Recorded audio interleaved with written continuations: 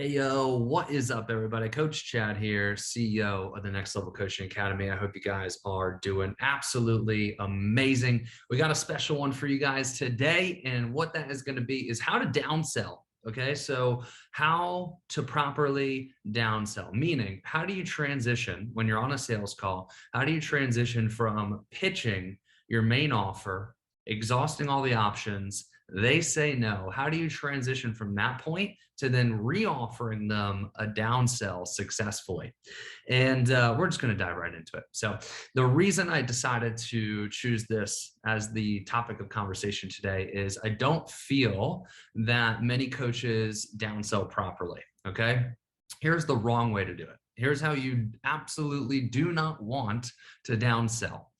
So you pitch your main offer, right? And let's say you get some objections, right? You try to handle the objections, you try to exhaust all options. For whatever reason, they're not biting on your main offer. Okay. What I've seen a lot of coaches do, and I've watched a lot of call recordings, I've watched a lot of sales call recordings. And the big mistake that coaches make here is they immediately say, oh, but don't worry, I have this lesser option. It costs this amount, and they just keep pitching and pitching and pitching all these cheaper options. And it's the wrong way to go about it because it starts to come off as very desperate when you are really trying to get them in on the main offer. They deny you and you immediately say, oh, don't worry, I got this cheaper option, or I got this cheaper option, or I got this cheaper option, right? And you're just like coming off very pushy and very desperate. All right. So that's the wrong way to go about transitioning into a downsell. All right. So what I got here is I got 4 points. I'm going to teach you how to properly transition into a downsell so it does not come off as desperate, but instead is going to come off as value-based and actually get you the sale. Okay. So first things first, don't default to downsells. All right. A lot of closers, a lot of coaches default to the downsell because typically they cost less and it's easier for them to sell. And I've seen a lot of closers do this, and I've seen a lot of coaches do this where any resistance they get for their main offer, they just immediately go to the downsell because it's easier. Yeah, it may be easier, but it's not what's best. Okay. So you have to make sure that you exhaust all of your options to try to get them into the main program first. All right. And then a downsell is basically just a plan B. It's a backup option. Okay. It should not become your mainstay. It should not become something that you default to because it's easier. It should become something that you use as a tool when you think that you can close an individual on the call, but for whatever reason, after exhausting all options, you just can't get them into the main program. Okay. So that's my first point. The second thing is, how do we actually transition this? What does the transition look like? All right. So like I said, most people don't have a transition. Where most people mess up is they just immediately just pitch the downsell. Hey, it's this much. Are we doing this? It's a cheaper option. And it comes across as just like extremely desperate. All right. So this is the transition that has worked for me. Who am I? I mean, I've taken thousands and thousands and thousands of sales calls. My closing percentage fluctuated anywhere between 50 to 80%. I own a multiple seven-figure company. I've done this a lot of times. And this has been the transition that has worked for me time and time again. All right. So I'm going to break it down into the sweet science. All right. So the first thing I do is we've exhausted all options. They can't get into the main program. They're feeling a little bit defeated. They might also forget the purpose of why they're on the call. And what I mean by that is, they just went through all these different finance options to try to get into the main offer.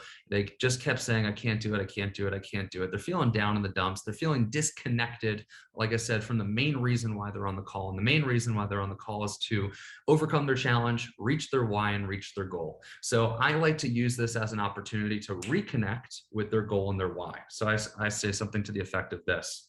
Awesome. I can tell that you really want this. Couple quick questions for you. Blank is still your goal, right? Awesome. And blank is still the challenge that we need to figure out how to overcome so that you can reach why. Is that correct? Awesome. So in that quick instance right there, what I did is I reconnected them to the goal, reminded them that they have this challenge that they need to find a solution to, and said, if we can overcome that challenge, then you're going to reach why, right? They say yes. To which at that point I say, awesome. Well, hey, I do have some lesser investment options that I feel could really help you solve XYZ challenge. All right. So I reconnected them to the goal, reconnected them to the why, reminded them that they have this challenge, Then I say that we have some lesser investment. Now, it's very important. I'll explain why I say investment there. We have some lesser investment options that I feel could still really help you overcome XYZ challenge. Let's break down the sweet science of that. The reason I don't say we have some lesser programs is because then it devalues the program, meaning then they think, it's just not as good of a program. It's just not as good as an option as the full coaching. And to which at that point, you probably would hear something to the effect of, oh, no, it's okay. I'll just save my money until I can do the full thing. But when you say lesser investment options, they're not necessarily thinking the program you're about to offer is lesser. They're just thinking that the investment is less. And then you back that up by saying, after you say lesser investment options, you then follow that up by saying that I still feel could really help you overcome challenge and reach goal. So then if they trust you and you're the authority, right, and you're telling them, hey, this is a lesser investment option, and I still believe that this option can help you reach your goal, and they trust you as an authority, boom, that solves that problem immediately. Okay, so that's the first thing I say. Reconnect them to their goal, reconnect them to their challenge and their why. Tell them that we have some lesser investment options that I still feel very confident can help them solve their problem. All right. And then the last sentence there would be, would you be totally opposed to hearing those? Okay, so I would say, would you be totally opposed to hearing those? And the reason I would say, would you be totally opposed to hearing those is no, they're not going to be totally opposed to hearing those. But if you say like, are you interested in hearing those? You may get more no's than if you say, would you be totally opposed to hearing those? They're not going to be totally opposed to hearing those. But if you say, are you interested in hearing those? You might get some no's. All right. So what does that sound like in flow? All right, let me put this into flow. So I'd say, awesome. Hey, look, I can tell that you really want this. Really quick, blank is still your goal, right? Awesome. And blank is still the challenge that we need to find a solution for, right?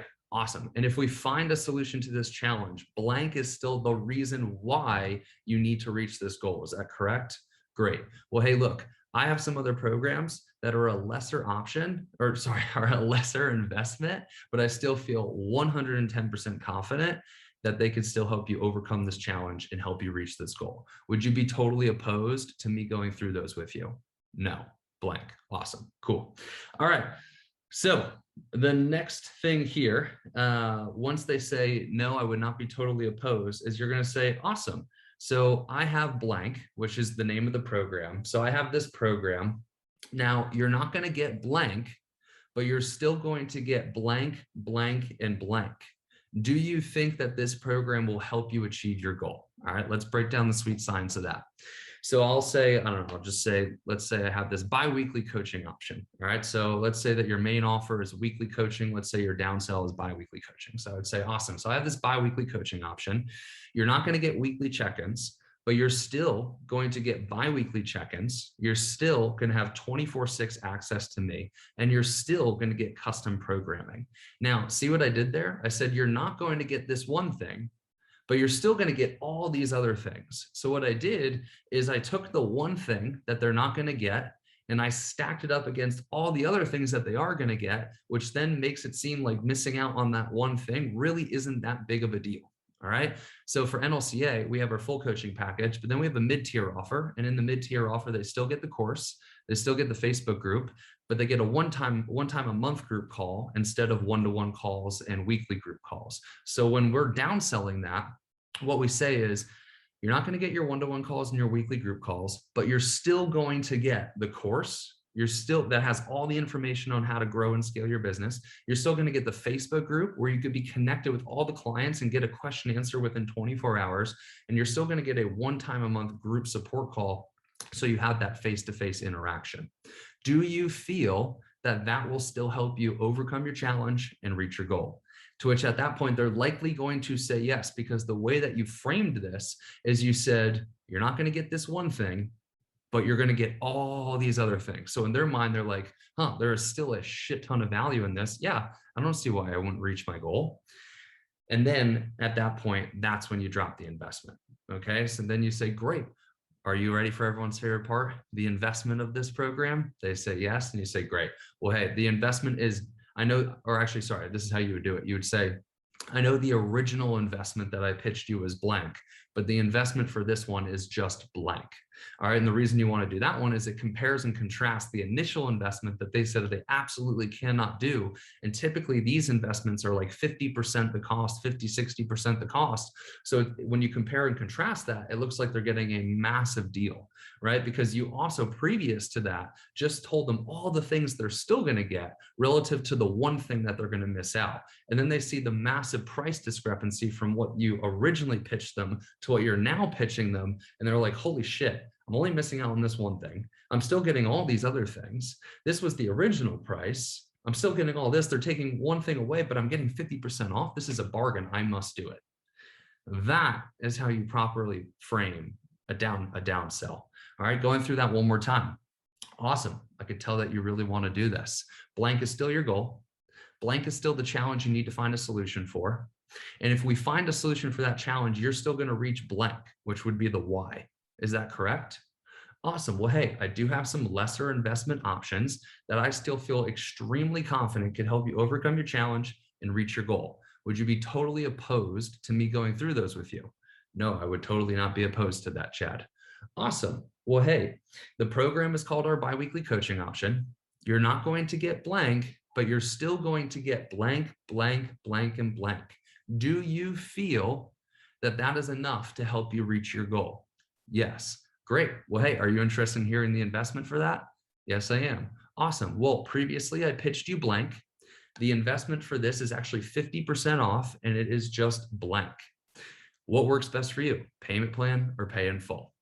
See how much smoother that is opposed to what most people do, which is they just drop to the downsell and they just immediately say the price and they don't go through all that spiel. They don't remind them of their goal, remind them of a challenge, remind them of their why, right? They don't ensure that the program is still a good fit. And they still feel confident they can help them overcome their goal and their challenge there. And they don't go through that whole entire process. So that is how you properly downsell. Short one, really powerful one today. I hope you guys enjoyed this. If you did, screenshot it, post it on your story, give me a good old tag, and I'll see you guys in the next one. Peace.